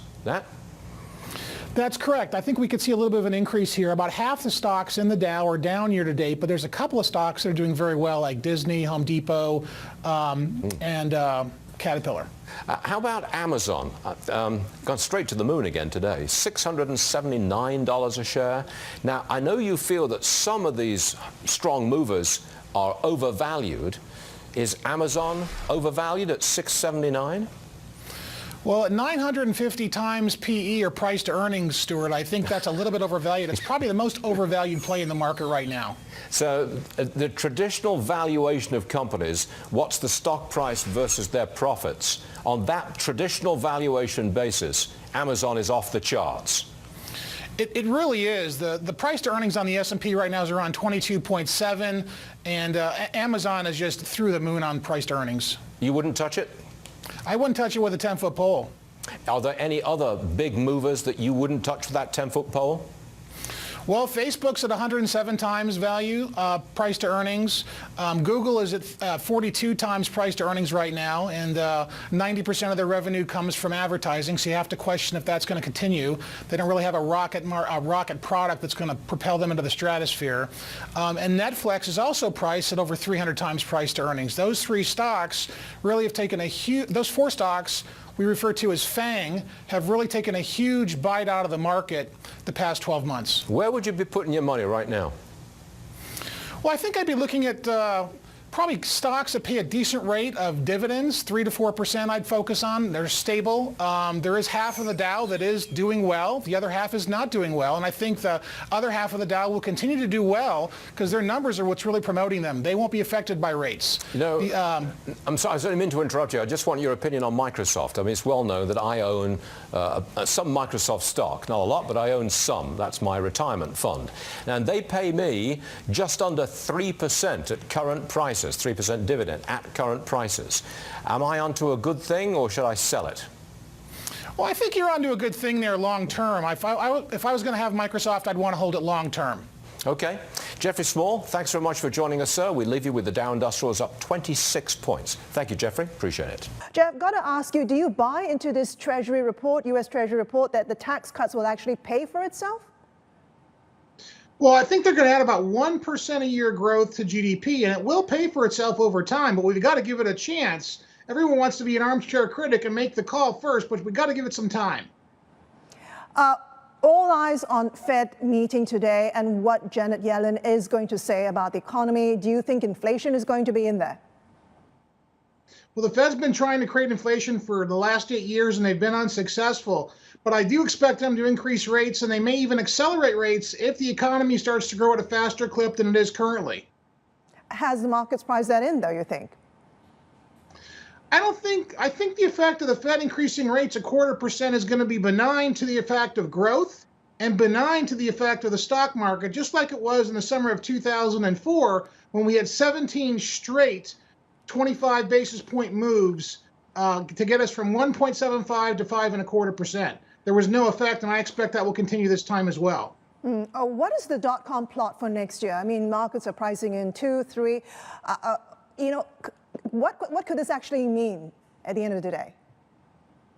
For interest rates, come again, where do you Christine? see it? What's your outlook?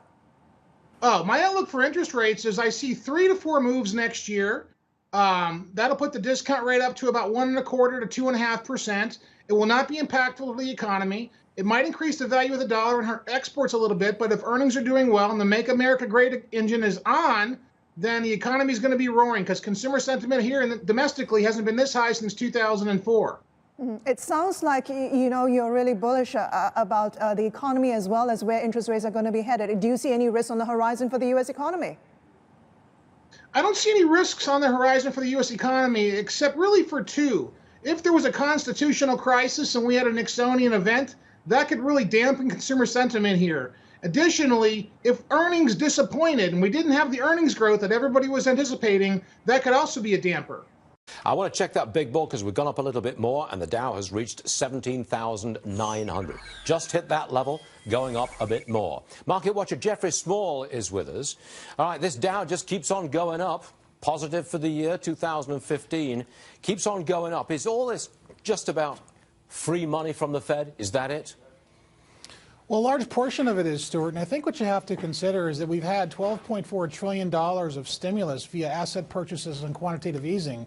And let's also put on top of that cake, that financial cake, $2.4 trillion of corporate buybacks since 2010 and a low rate policy of zero. And what you have is a market that's growing based on those reasons. And the other reason is that there's no other place to put money. We have more of a demand for stocks than we have supply. So what happens when that free money either dries up or is restricted in some way? Does the market come down sharply? Well, it depends. Yeah, I would expect the market to come down sharply at some point, but ultimately this road is going to end. This party cannot go on forever. If you address someone like myself, mid to late 60s, done okay in the stock market, probably going to retire at some point, who knows when. Why not take some money off the table now and sleep happy at night? Would you go against that? Well, I think you really have to be hyperactive when it comes to looking at your money and the amount of risk you should be exposed to. And that's really a customized answer to somebody's situation. So you really have to reassess what risk you have at this point of your life and say, look, is the risk reward really there? And it really isn't. So you've got to be really careful, and probably you'd be better off focusing on yields because we could end up in a trend market with lots of volatility. Well said. That's the conclusion I've reached myself. Thanks very much indeed, Jeffrey. We appreciate being with us, sir. Appreciate it. Thank you, Stuart. Let's talk about one of the key issues of the week. It's going to be the Fed meeting. Jay Powell certainly in the hot seat and set to increase interest rates, but the main focus is actually going to be on the dot plots and what we see from the FOMC if it makes any potential adjustments here. What's your view? What will we hear from the Fed this week? Well, I don't think the Fed's going to do anything that's too unraveling to the markets and the economy.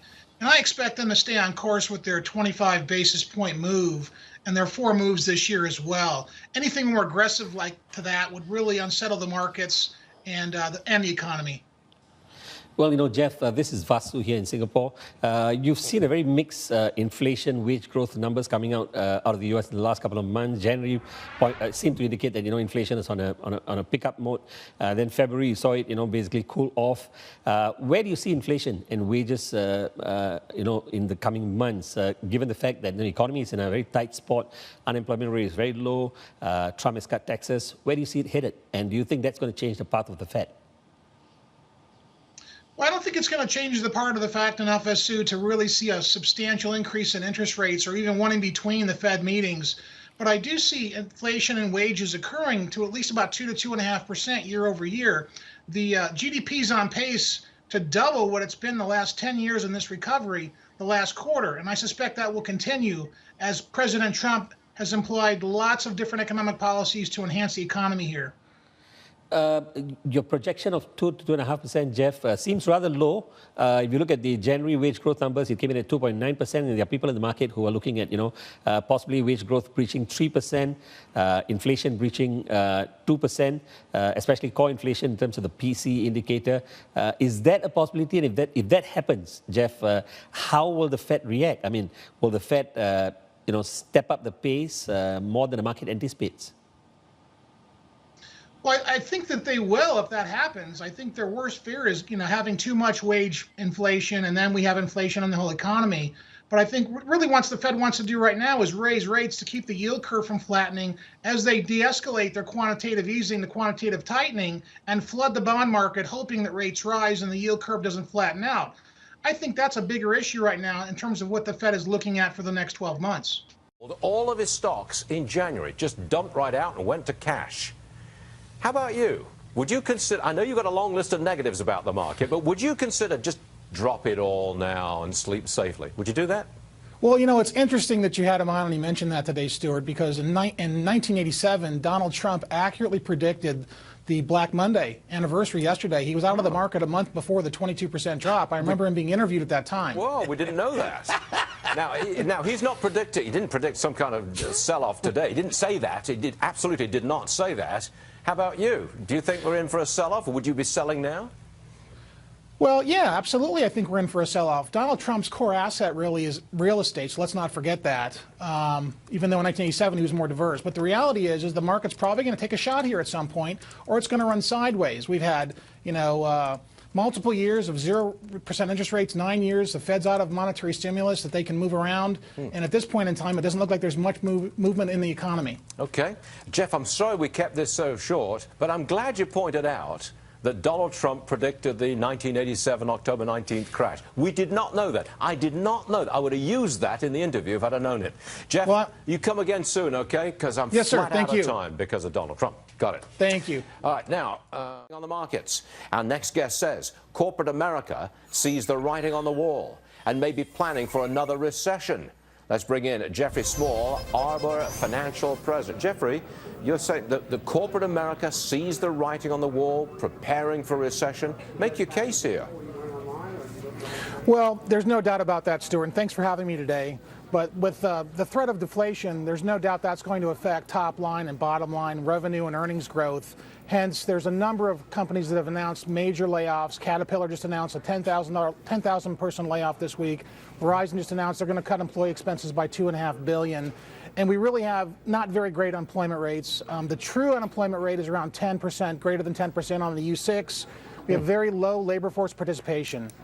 Now, you're a money manager, or you're a money advisory kind of guy. You organize money. Bearing in mind your outlook that maybe corporations are preparing for a recession, are you investing differently? Are you saying take some money out of stocks at this point? Well, there's no doubt we're investing differently, and we're really advocates for the average investor. And the stock market and the Fed has been very humbling experience so far for that average investor. And so what we really want to do, Stuart, is really shift out of risk and focus on yields. I'm afraid that we're entering the advent of a non-performing stock market. Which means get into stocks like dividend plays or get into bonds. What are you advising people? Well, I think we focus on yields in the preferred stock arena, in the investment grade arena, in REITs, but we look for things that are stable, that are not going to be in this state of fluctuation with the market volatility that we have. Because when the market's volatile, all we really have is the traders, the institutions making money. It doesn't help the average investor. You know, on this program, over the last couple of months, I have not had a single analyst who says, buy this market. Stocks are cheap. We're going to 20,000 on the Dow Industrials. Not a single analyst has said anything like that. And you're not saying it now, are you?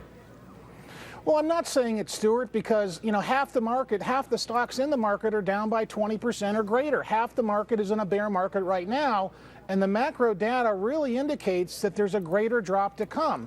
And if the drop doesn't occur, this would be the first time in the history of the market that we didn't have 3 drops in a long-term secular pattern. And so I don't think that's going to happen with the stage that's set currently. Very interesting, Jeffrey. You gave us clarity. We're like that. Jeffrey Small, everyone. Thanks very much for being with us. You can come again soon. Thank you. Thank you, Stuart.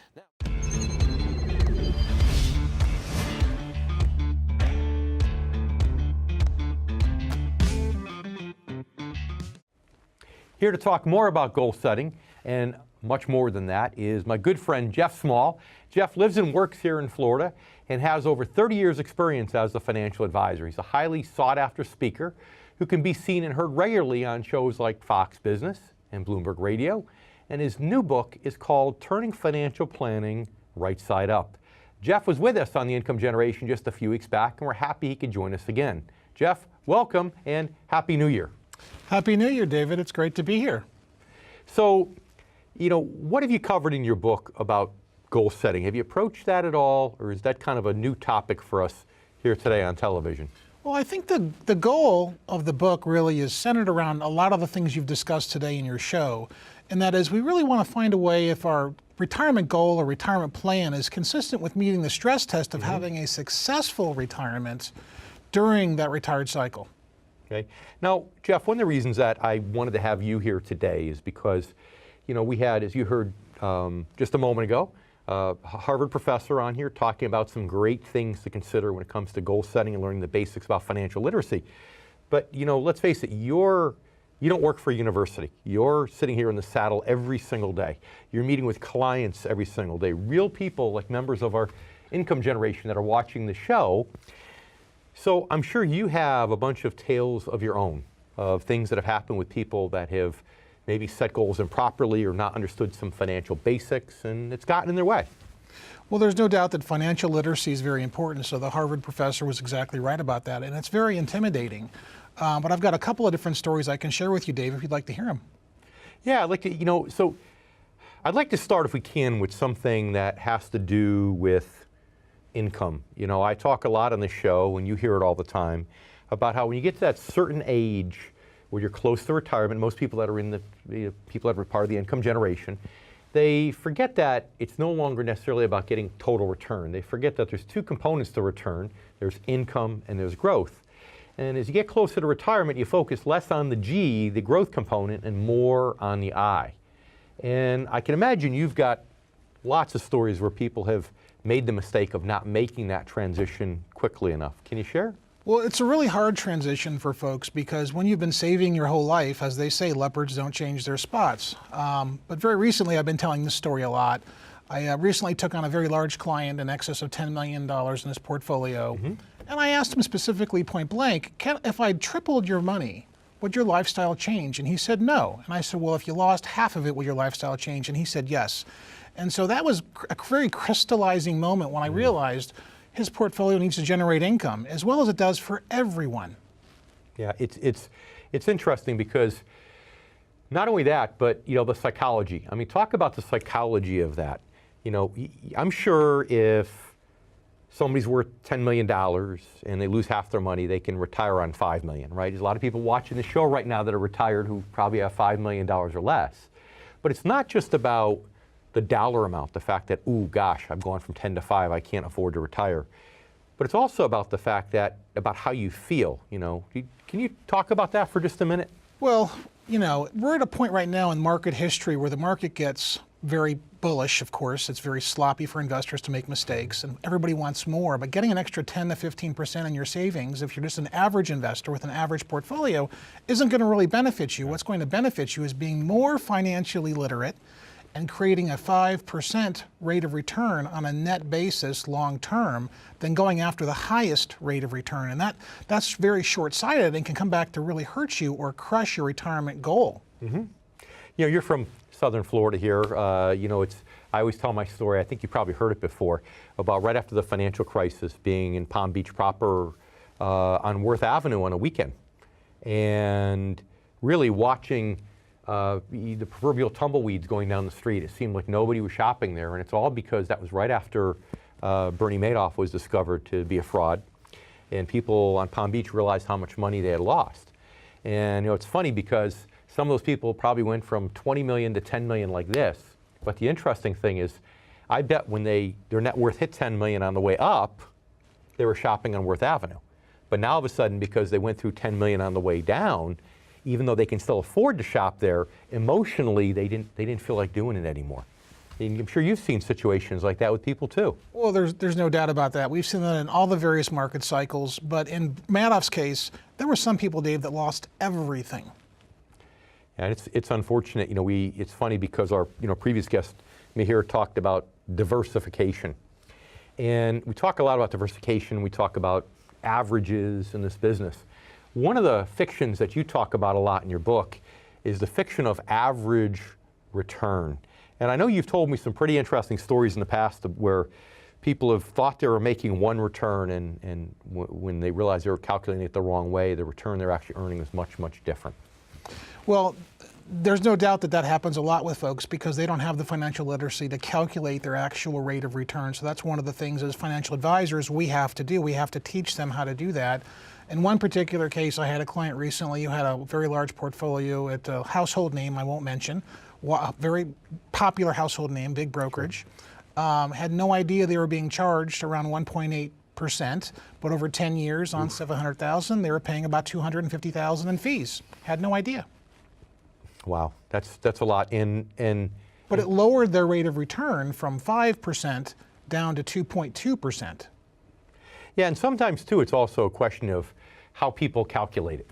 When people calculate things, some people think, gosh, if I make 10% one year and I lose 10% the next year, that I'm pretty much back to break even.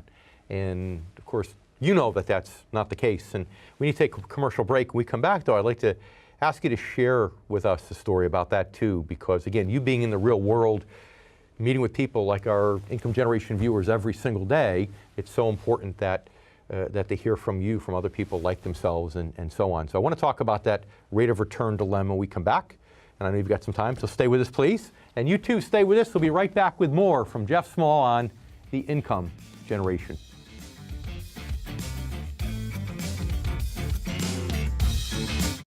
If you're near or in retirement, head over to theincomegeneration.com and download your special report written specifically for the needs of the income generation. Again, those born before 1966. I'm David Scranton, and you've been watching The Income Generation.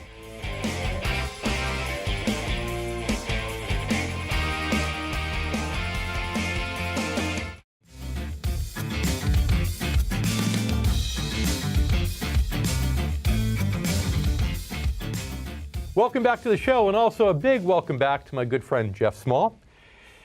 Jeff, you made a good point that fees can really subtract from returns. In the case of that example you'd given, $250,000 of fees over 10 years is huge, no matter how much money you have. But sometimes people miscalculate fees in a different way. So it's pretty simple, though. I would think, right? If you make 10% on your money next year, and then you lose 10% the year after, you're back to where you started, correct?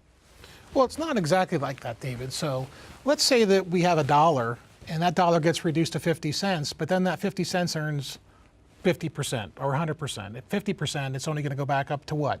75 cents. That's right. So we're still 25% below. Wait a minute. So I lost 50%, I gained 50%, and I'm still down 25%. How does that work? Well, just imagine with fees and then also withdrawals for income on top of that, and then your portfolio really starts to erode. So those are the types of stressors that we see that we have to really run money through a stress test for folks that are retired. Yeah, it's funny, in math class growing up, we're always taught, gee, you want to determine an average, you add up all the numbers and divide, and that's your average. But it doesn't work that way when it comes to money. And sometimes people eyeball the returns, and as they eyeball those returns, they say, well, yeah, that averaged about X.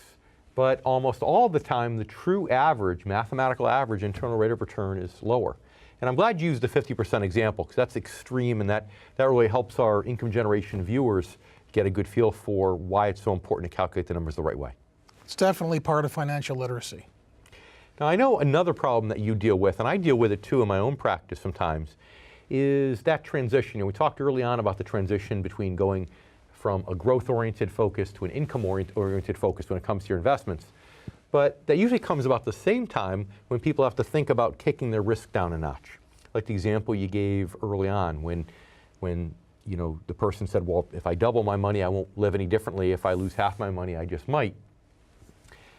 Tell us a story that you encountered where you might have had a tough time getting that point across to somebody and finally were able to do so, or maybe you were unable to do so. And how did that work out?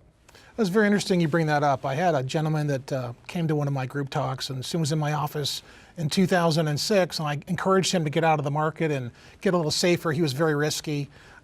His brother was a stockbroker, and I said, well, listen, you need to go back to your brother and ask him for some alternatives to prevent this, because if you have market losses, you could take a big hit. And then several years later, he ended up in my office, and I asked him what happened, and he basically said, well, I'm not talking to my brother, and I lost most of my money in the market downturn. So that's a situation where you did everything you could, knowing that he wasn't going to part ways with his brother, who's a broker, tried to get him to lower his risk. He turned around, and his brother talked him out of it. And now, not only did he lose a lot of money, but he lost that relationship. That's correct, and we just don't see that with family members that are in the investment community. We see that across the board. It's part of the financial bias that exists.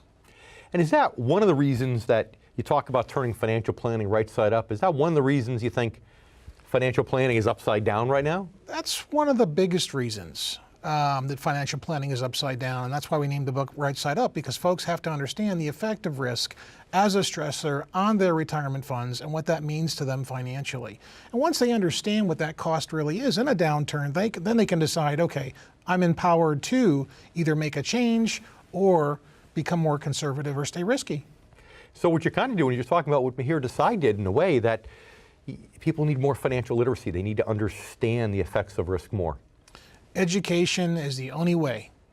So what do we do? I mean, you know, one at a time, it's great. You can write a book and you can help turn financial planning right side up. But what can we do kind of as an industry, you know, for the greater good to help fix some of those mistakes, that some of those miscommunications, the things that give, as Mihir said, our industry maybe a bad rap? Well, we try and change the culture on a daily basis.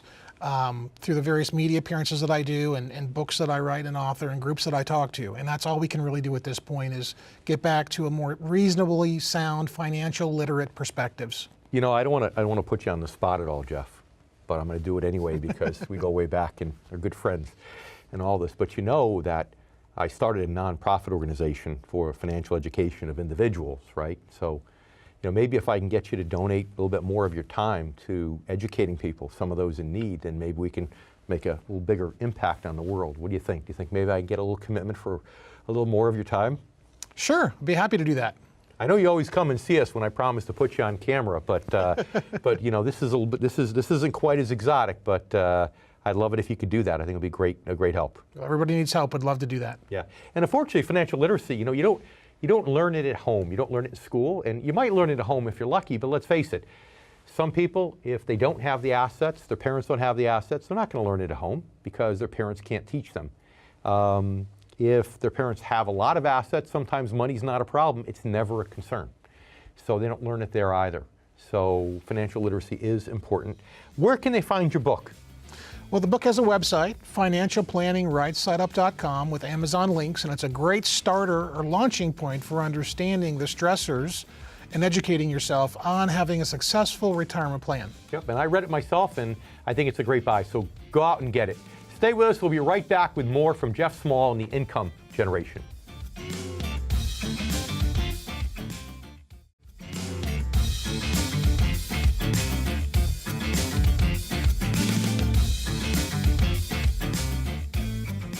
Have you ever thought about what you'd want people to say about you at your own funeral? If so, you're certainly not alone. Now, I know it could be just a tiny bit morbid, but you know, sometimes it's human nature to have those kinds of thoughts. And this one in particular can actually be helpful in the process of goal setting.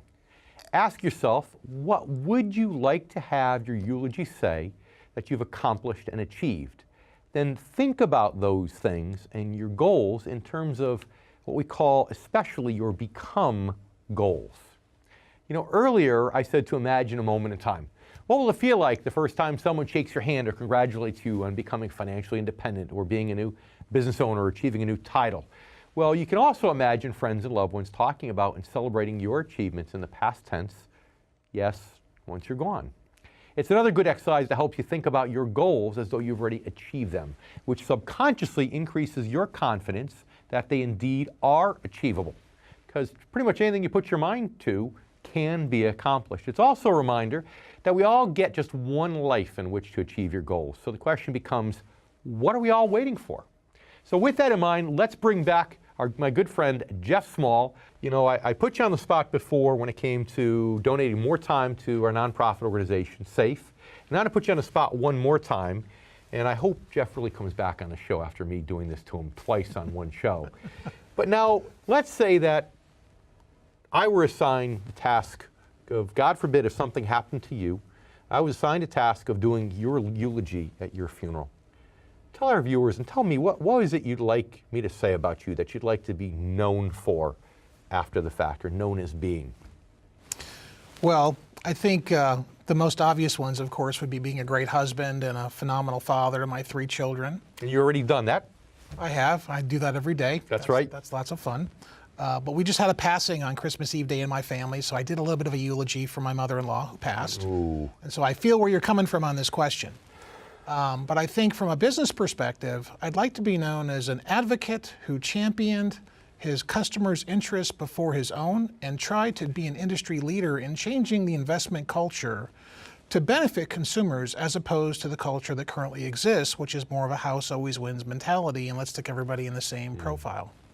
You know, it's interesting. You're right. Part of the reason the financial planning gets a bad reputation is because that education first doesn't come across too often. It's always about let's sell, let's sell, let's sell, let's sell. And you're not like that. No, I think that the moral compass of all financial advisors needs to be redirected to put customer needs first, and that's why the income generation viewership really needs to focus on working with fiduciaries. Fiduciaries are obligated by law to make sure they do the correct thing morally, financially, and legally, and avoid conflicts, and not be product-centric, but be client-centered. That's right. I love it. All right, Jeff, thank you so much for coming in today. Thank you for putting up with my verbal and emotional abuse, and I apologize. And stay with us. Our Income Generation viewers will be right back with more on our show today.